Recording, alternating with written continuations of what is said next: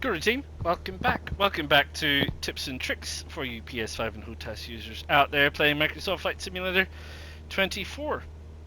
Thank you for joining me. If you are joining me, Long John Silver, please do hit that like. Please subscribe to the channel. Please click the bell notification so you know when the next one of these is coming out, and feel free to drop a comment below. Now then, I've done a couple of videos on autopilots. And in both of those videos I said that that's fine for some of the larger missions, but for some of the smaller missions, you're not going to be programming in your autopilot. But that doesn't mean your autopilot doesn't function, and that doesn't mean that there's not little things that you can do, or very simple things that you can do, once you understand how the autopilot generally functions. This is the G1000. More or less the same rules apply to all autopilots, except for the larger commercial airlines, which have got a whole bunch of other safety protocols and things built in. But in general terms, most autopilots have a lot of the same things, albeit they might be in slightly different places. So I'm just going to speed the sim up a little bit because we're running a little bit slow, and we'll get it up to regular speed. So here we are cruising along at regular speed in our little Cessna. Above the ground, and I have nothing set. Nothing is set at all. I haven't programmed anything. I haven't done anything. There's a course in there which I set to get me into the air. This is free flight mode, but that's sort of really it. And you know, we were kind of climbing. So what does an autopilot do if it's not programmed? Well, if it isn't programmed, it can do one of two little things. So if we were here and we hit autopilot, you'll see that what it will do is it will continue to do what we were doing. So we were at a 5-degree pitch nose up, so we were climbing, and I put the autopilot on, and the autopilot said, well, clearly he wants to do that. So that's the first thing that the autopilot does. If you're going where you're going and you want to get there, and you know that you're going to be climbing to a certain altitude, or even if you don't, you just know you don't want to hit the ground, you can, of course, just do that. And that's R3 for me. I use that for autopilot. Very handy way to do it. And R3 disengages the autopilot. If I don't want to be going it that way, you can see that the flight director still stays in there. So if I hit autopilot again, the plane will try and get back to where that was, because it remembers that being the place where it was. So it's going to rebound a little bit, and it's going to do that. The autopilot kind of remembers what's going on. If you don't want that to happen, what you're going to have to do is you're going to have to switch it off, and you're going to have to go over here to flight director, and you're going to have to switch the flight director off, right? The flight director disappears, and that's fine, right? So we now decide that we don't want to be pitched up like that. We want to be here. So we hit that, and we wait. And you see that the flight director comes down. Now the flight director has said, oh, nah, this is where he wants to be. He didn't want to be there. He wants to be over here. So that's fine. So now it's saying, yes, okay, fair enough. That's fine. Want to be over here again. Switch it off again. Same deal. If I want to reset it, I'm going to have to switch the flight director off, because the flight director is just stuck where it is. So again, this will function even if I'm affecting a maneuver. So I'm affecting a maneuver. There you go. So the autopilot said, well, he was affecting a maneuver, so I'm just going to keep doing that. The autopilot will keep doing this. It isn't going to, at no point is it going to stop turning. It considers that banking was what I wanted to do, and banking is going to be what I am going to be doing. So there you go. That's that. Switch the flight director off, and we reset everything, and we go back again. So that's the basics with the autopilot, and it does that, and it will do that, and it will go on and on and on. Now then, there are a couple of other little things. I think the autopilot has messed with my trim here. We'll just adjust the trim down a bit and see what happens.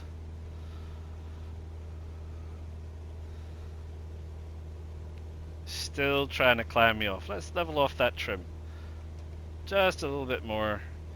Okay, that's fine. So the autopilot was just messing with my trim. So you must remember to reset your trim. So we're going here.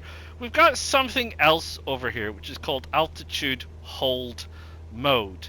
Now, I can also do this on my HOTAS stick using R1 and L3, which toggles that on. 2260 feet. And you can see that this is now on. Now, if I hit autopilot, it's going to adjust to remain flying level at whatever heading I was pointing when I hit autopilot at 2260 feet.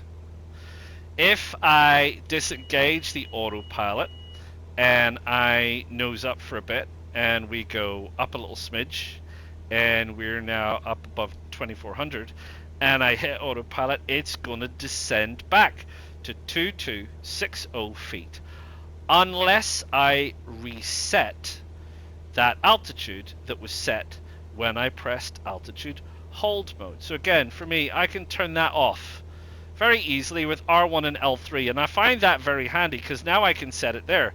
It's now 2410 feet, and I can do that as often as I want. I can switch it off. It's still on autopilot, and in the absence of anything else, it's going to fly in the direction and pitch and everything else that the flight director was on.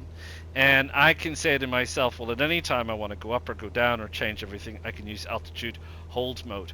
Or you can come over here and you can hit it here. And when you hit it here, it picks whatever you were at. 2430 is what it thinks I was at. And that's altitude hold mode. So that's pretty simple as well. Now then, the other thing, of course, is heading. So while you might not be embarking on a mission, or while you might not be following a particular route, which is the one that I have over there, I'm just tootling around at the minute, you might be on a shorter mission or a smaller mission, and you decide to yourself you're just going to go in a particular direction, or it requires you to go in a particular direction. What you want to do is you want to pick your heading bug, and you want to pick whichever direction you're going. Now you can see there's a little blue bug rolling around there in my HSI. So let's say we make it dead west, right? So we make it 270 degrees, and we say, yep, that's where we're going to go. That's the heading we want. Our autopilot is on.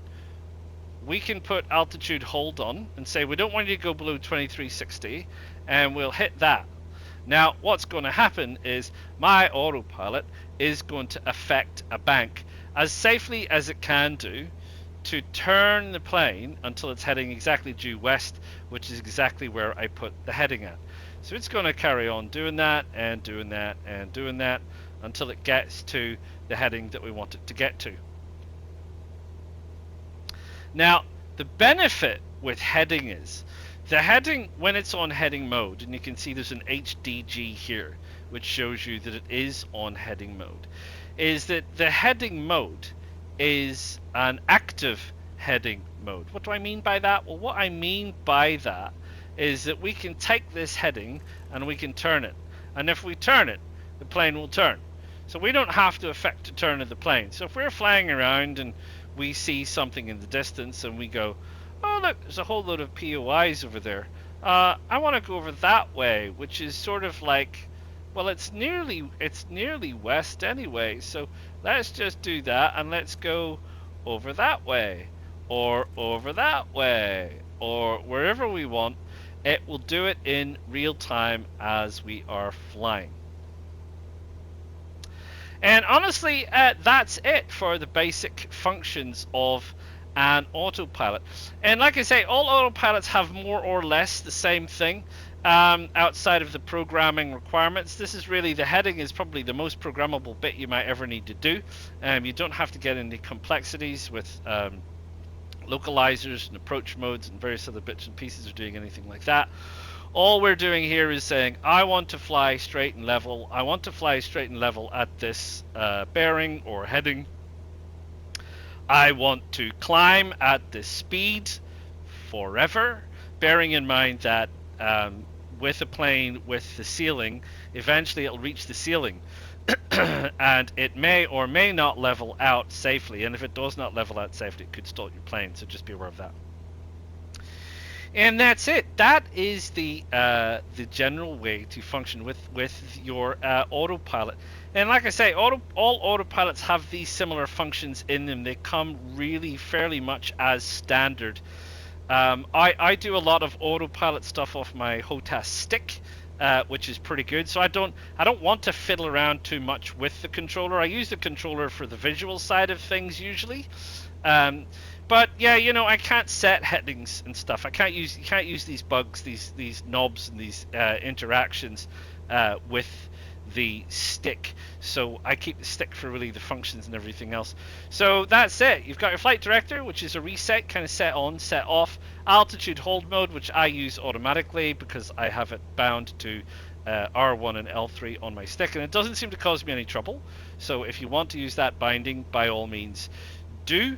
The autopilot, which I've got, comes on automatically with R3 on my stick. Again, doesn't seem to interfere with any other binding, so that seems to work pretty well. And the heading I have to manipulate myself with the controller. So there you go. Bit of a short one, which is fine. So if you're doing smaller missions, shorter missions where you're just kind of tootling about from A to B or whatever, you just want to fly over a place and have a look at it and go, look at that lovely industrial estate. You can do it like that. You don't have to be going anywhere. You don't have to be doing anything fancy.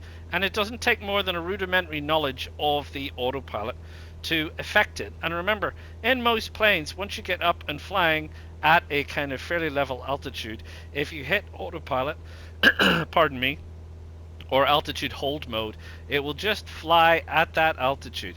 Just be aware you still need to monitor things like throttle, because unless the plane has an auto throttle and you know how to set that, you're probably likely to end up stalling or overspeeding your engine, either way causing you significant trouble. So a simple one. I do hope you like it. If you do like it, please click that like. Please subscribe to the channel. Please click the bell notification so you know when the next one of these is coming out. If you have any questions or tips and tricks of your own, feel free to drop them in the comments below. If you want me to focus on anything else or provide any explanation of anything else, do let me know. I am all too keen to have a look at it. Please remember, channel memberships are open and you can feel free to jump right in and enjoy all of the benefits of channel memberships. And I will see you all again real soon. Ta-ta for now.